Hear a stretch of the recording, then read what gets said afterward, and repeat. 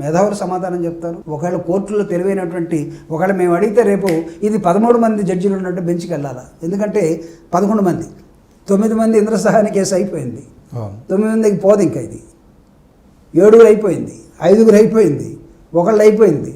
ఇప్పుడు ఎక్కడికి వెళ్ళాలి? ఇది 11 లేదా 13 పోవాలి. 13 పోవాలంటే that is only the apex bench.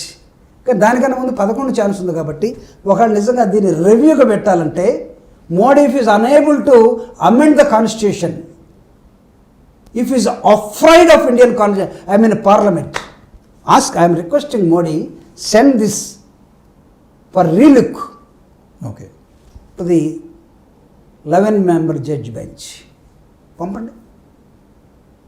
ఎందుకు మీరు పార్లమెంట్ వదిలేసుకొని వేరే కోర్టులో ఫుట్బాల్ ఆడమంటే క్రికెట్ ఎందుకు ఆడతారా మీరు? ఫుట్బాల్ వేరు, క్రికెట్ వేరు. ఫుట్బాల్ ఆడే గేము, కోర్టు అంతా డిఫరెంట్, అది పార్లమెంట్.